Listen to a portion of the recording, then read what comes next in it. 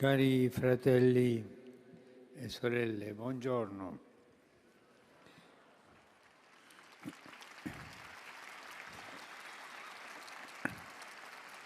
Nel libro del profeta Geremia, i capitoli 30 e 31 sono detti libro della consolazione, perché in essi la misericordia di Dio si presenta con tutta la sua capacità di confortare e aprire il cuore degli afflitti alla speranza.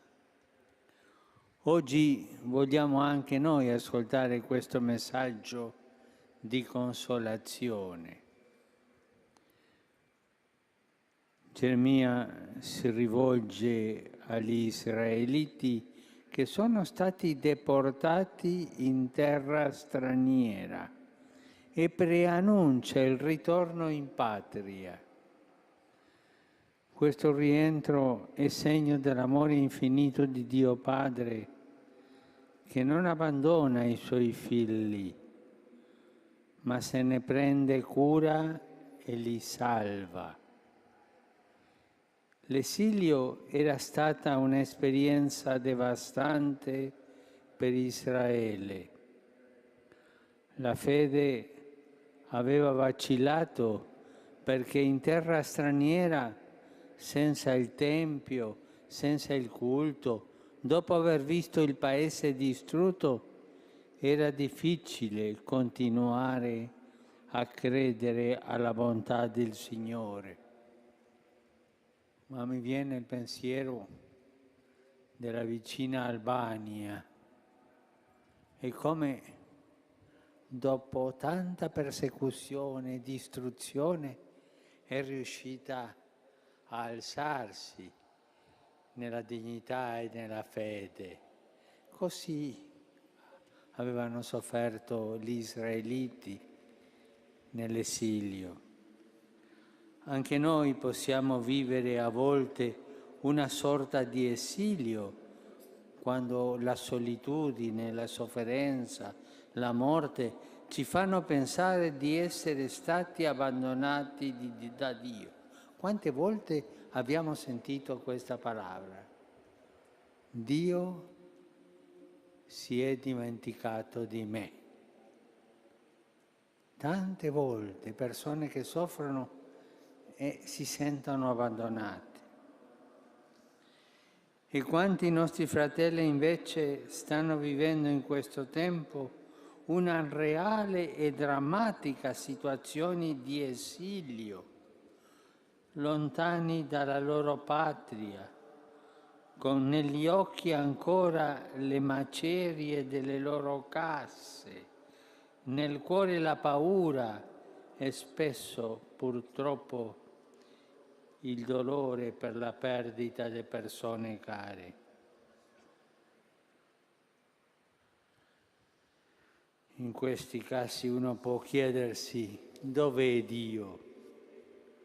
Come è possibile che tanta sofferenza possa abbattersi su uomini, donne e bambini innocenti e che anche quando cercano di entrare in altra parte gli chiudono la porta e sono lì al confine perché tante porte e tanti cuori sono chiuse. I migranti di oggi che soffrono all'aria, senza cibo e non possono entrare, non sentono l'accoglienza.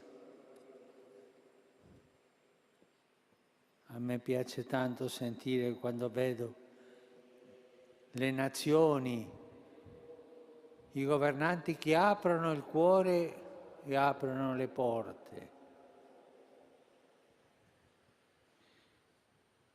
Il profeta Geremia ci dà una prima risposta. Il popolo esiliato potrà tornare a vedere la sua terra e a sperimentare la misericordia del Signore. È il grande annuncio di consolazione. Dio non è assente, neppure oggi in queste drammatiche situazioni. Dio è vicino e fa opere grandi di salvezza per chi confida in Lui. Non si deve cedere alla disperazione, ma continuare ad essere sicuri che il bene vince il male e che il Signore asciugherà ogni lacrima e ci libererà da ogni paura. Perciò Geremia presta la sua voce alle parole d'amore di Dio per il suo popolo. Ti ho amato di amore eterno, per questo continua a esserti fedele. Ti edificherò di nuovo e tu sarai riedificata, Vergine di Israele. Di nuovo prenderai i tuoi tamburelli e avanzerai danzando tra gente in festa. Il Signore è fedele, non abbandona la desolazione. Dio ama di un amore senza fine, che neppure il peccato può frenare. E grazie a Lui il cuore dell'uomo si riempie di gioia e di consolazione. Il sogno consolante del ritorno in patria continua nelle parole del profeta che, rivolgendosi a quanti ritorneranno a Gerusalemme, dice: verranno e canteranno inni sull'altura di Sion, andranno insieme verso i beni del Signore, verso il grano, il vino e l'olio, i piccoli del gregge e del bestiame. Saranno come un giardino irrigato, non languiranno più.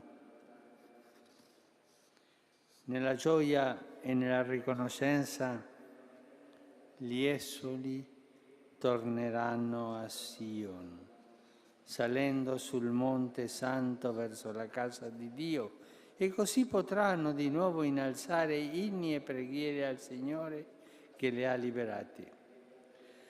Questo ritornare a Gerusalemme e ai suoi beni è descritto con un verbo che letteralmente vuol dire affluire, scorrere. Il popolo è visto in un movimento paradossale, come un fiume in piena che scorre verso l'altura di Sion, risalendo verso la cima del monte. Un'immagine ardita per dire quanto è grande la misericordia del Signore. La terra che il popolo aveva dovuto abbandonare era divenuta preda dei nemici e desolata. Adesso invece riprende vita e rifiorisce, e gli esuli stessi saranno come un giardino irrigato, come una terra fertile. Israele, riportato in patria dal suo Signore, assiste alla vittoria della vita sulla morte e della benedizione sulla maledizione. È così che il popolo viene fortificato e questa parola è importante, consolato, viene consolato da Dio. I rimpatriati ricevono vita da una fonte che gratuitamente li irriga. A questo punto il profeta annuncia la pienezza della gioia e sempre a nome di Dio proclama: cambierò il loro lutto in gioia, li consolerò e li renderò felici senza afflizioni. E il Salmo ci dice che quando tornarono in patria, la bocca gli si riempì di riso era la gioia tanto grande. È il dono che il Signore vuole fare anche a ciascuno di noi, con il suo perdono che converte e riconcilia.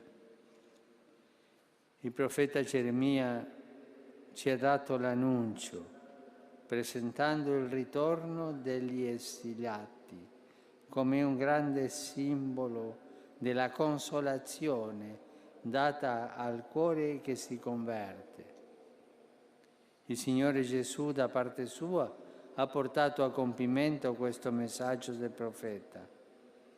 E il vero e radicale ritorno dall'esilio è la confortante luce dopo il buio della crisi di fede. Si realizza a Pasqua, nell'esperienza piena e definitiva dell'amore di Dio, amore misericordioso che dona gioia, pace e vita eterna.